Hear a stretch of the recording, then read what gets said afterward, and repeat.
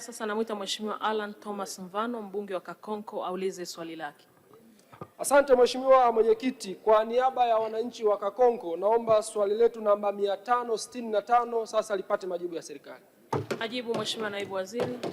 Asante sana Mheshimiwa Mwenyekiti. Serikali kupitia Wizara ya Kilimo inaendelea kutekeleza mpango wa uanzishaji wa vituo 1000 vya kutoa huduma ya zana za kilimo kwa wakulima katika ngazi ya kata ifikapo mwaka 2030.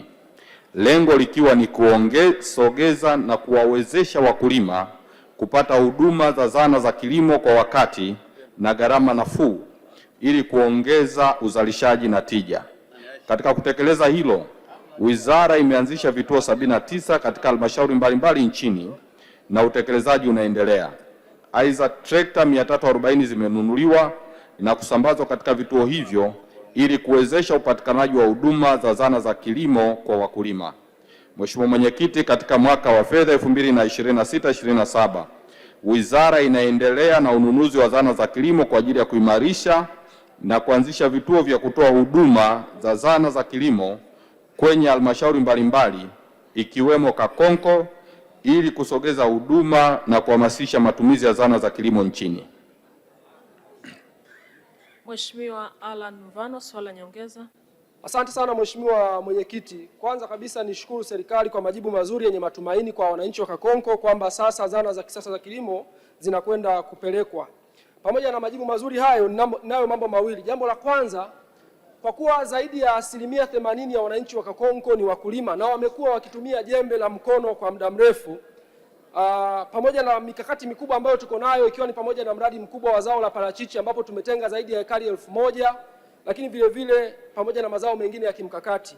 Ni upi sasa mpango wa serikali wa haraka kuhakikisha kwamba katika msimu wa kilimo huu unaoanza zana hizi za kisasa zinapelekwa ili kazi hii iweze kuanza hasa katika mradi huu wa ekari 1000, lakini pamoja na kuwasaidia wananchi wengine?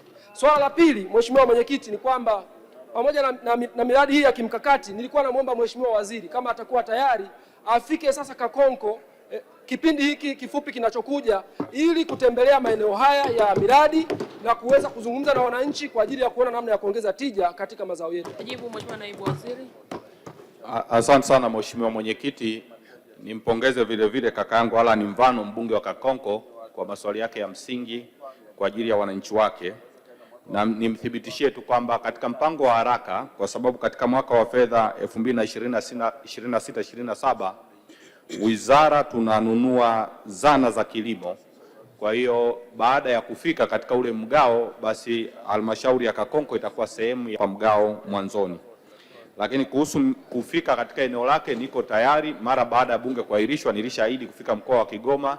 Nitakwenda jimbo lako Kigoma mjini, Kigoma kaskazini na maeneo mengine yote ili kuhakikisha kwamba tunawafikia wananchi, tunazungumza nao na kuwahudumia kama ambavyo ni maelekezo ya Mheshimiwa Rais. Asante.